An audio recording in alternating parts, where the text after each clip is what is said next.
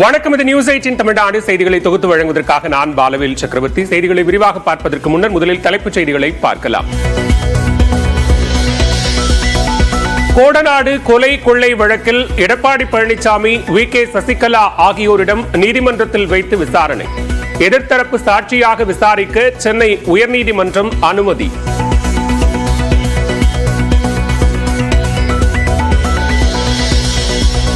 தமிழ்நாட்டில் வரும் 11ஆம் தேதி முதல் மீண்டும் கனமழை.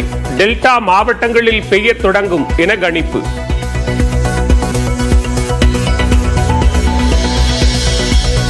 தெற்கு வங்கக்கடலின் மத்திய பகுதியில் நாளை உருவாகிறது காற்றழுத்த தாழ்வு பகுதி. வலுப்பெற்று தமிழ்நாடு நோக்கி வரும் என வானிலை ஆய்வு மையம் தகவல்.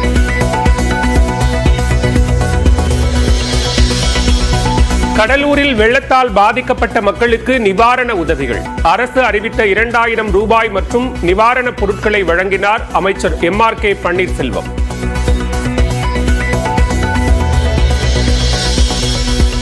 அதிமுக ஆட்சியில் கட்டப்பட்ட 7 பாலங்கள் உடைந்திருப்பதாக அமைச்சர் ஏவவேலு கூறிய குற்றச்சாட்டு உண்மையில்லை. பாலங்கள் தரமாக இருப்பதாகவும் மக்கள் பயன்படுத்தி வருவதாகவும் திருவண்ணாமலையில் அதிமுக பொதுச் செயலாளர் எடப்பாடி பழனிசாமி பேட்டி.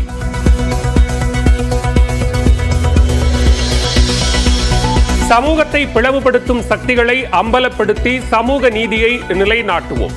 தூய்மை பணியாளர்களுக்கான உதவிகள் வழங்கும் விழாவில் முதலமைச்சர் மு.க. ஸ்டாலின் உறுதி. மதவெறி, சாதிவெறி எண்ணம் இந்த பெரியார் மண்ணில, அம்பேத்கர் கொள்கை வரம்பெற்ற இந்த மண்ணில ஒருபோதும் நிறைவேறாது. இந்த ஸ்டாலின் இருக்கும் வரை உங்களால் அதை நிறைவேற்றவும் முடியாது.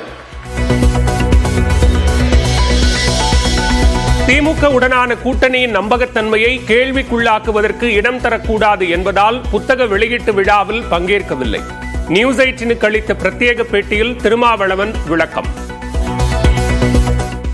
திராவிட முன்னேற்ற கழகத்தின் தலைமையிலான கூட்டணியில் அங்கம் வகிக்கும் விடுதலை சிறுத்தைகள் மீதான நம்பகத்தன்மையை கேள்விக்குள்ளாக்குவார்கள்.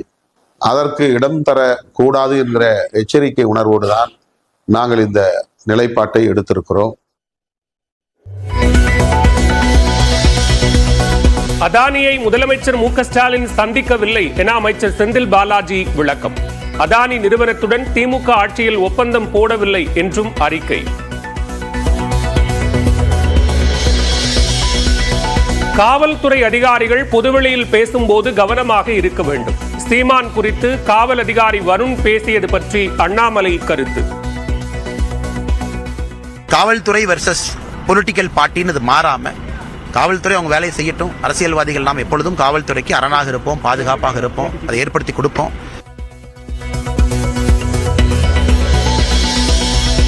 வடிவேலு பற்றி அவதூறு பேச மாட்டேன் என சிங்கமுத்து உத்தரவாதம் அளிக்க உயர்நீதிமன்றம் ஆணை. யூடியூபில் உள்ள வீடியோக்களை நீக்க கடிதம் எழுதவும் உத்தரவு. குறைந்தபட்ச ஆதார விலை உள்ளிட்ட கோரிக்கைகளை வலியுறுத்தி டெல்லி நோக்கி செல்ல முயன்ற விவசாயிகள். சம்பு எல்லையில் கண்ணீர் புகை குண்டுகளை வீசி தடுத்த காவல்துறையினர்.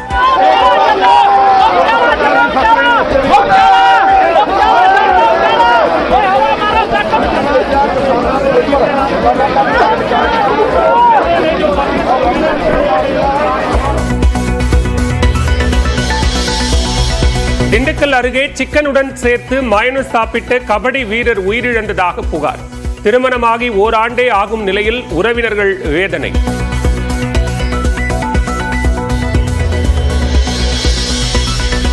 மாநிலங்களவையில் காங்கிரஸ் எம்பி அபிஷேக் மனு சிங்வியின் இருக்கையில் வாசகங்கள் எழுதப்பட்ட ரூபாய் நோட்டுகள் கண்டெடுப்பு. விசாரணை நடத்தப்பட வேண்டும் என மத்திய அமைச்சர்கள் நட்டா, கிரண் ரிஜிஜு வலியுறுத்தல்.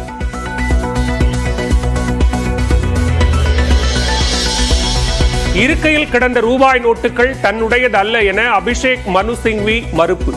3 நிமிடமே தான் அவையில் இருந்ததாகவும் விளக்கம். I reached the inside of the house yesterday at 12:57 p.m. In the afternoon. The house rose at 1 p.m. 3 or 4 minutes after I entered the house. அரசியலமைப்பு புத்தகத்துடன் மாஸ்க் அணிந்து ராகுல் காந்தி, பிரியங்கா பேரணி. நாடாளுமன்றத்தில் அதானி விவகாரம் குறித்து விவாதிக்க அனுமதி மறுப்பதற்கு கண்டனம்.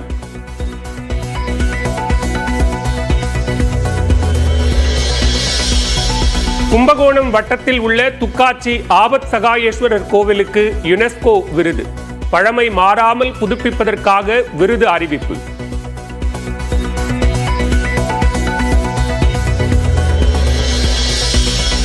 அடிலைட் டெஸ்ட் போட்டியின் முதல் இன்னிங்ஸில் 180 ரன்களில் ஆட்டமிழந்தது இந்தியா. ஆஸ்திரேலிய அணி நிதான ஆட்டம்.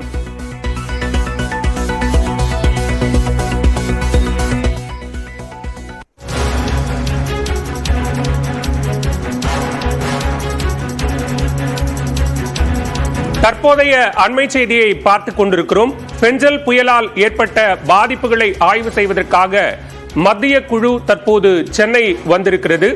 இது தொடர்பான கூடுதல் விவரங்களோடு இணைகிறார் செய்தியாளர் சுரேஷ். சுரேஷ், விவரங்களை பதிவு செய்யலாம். அதாவது பாலவேல், புயலால் ஏற்பட்ட பாதிப்புகளை ஆய்வு மேற்கொள்வதற்காக மத்திய குழுவினர் சற்று முன் சென்னை விமான நிலையம் வந்துள்ளனர்.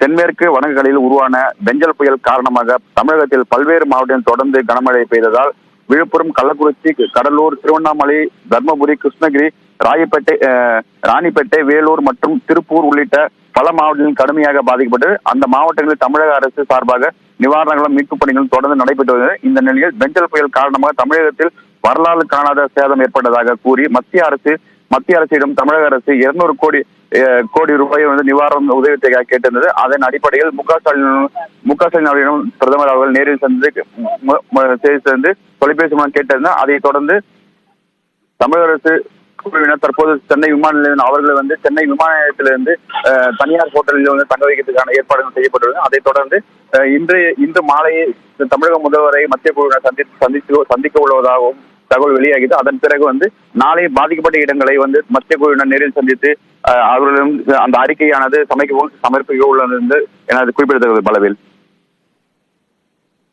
விவரங்களுக்கு நன்றி சுரேஷ்.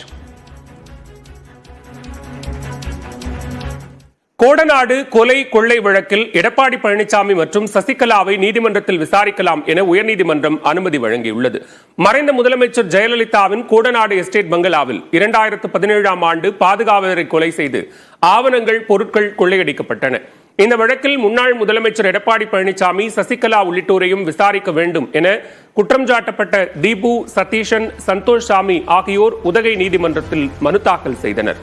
இந்த மனு தள்ளுபடி செய்யப்பட்டதால் சென்னை உயர்நீதிமன்றத்தில் அவர்கள் மேல்முறையீடு செய்தனர்.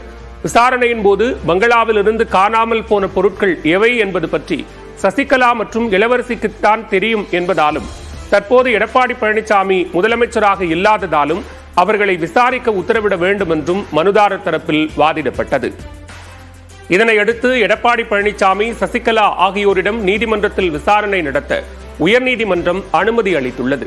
சசிகலாவின் உறவினர்களான இளவரசி, சுதாகரன், அதிமுக பிரமுகர் சஜீவன் ஆகியோரையும், சம்பவத்தின் போது மாவட்ட ஆட்சியராக இருந்த சங்கர், எஸ்பியாக இருந்த முரளி ரம்பா ஆகியோரையும் விசாரிக்கலாம் எனவும் உயர்நீதிமன்றம் கூறியுள்ளது.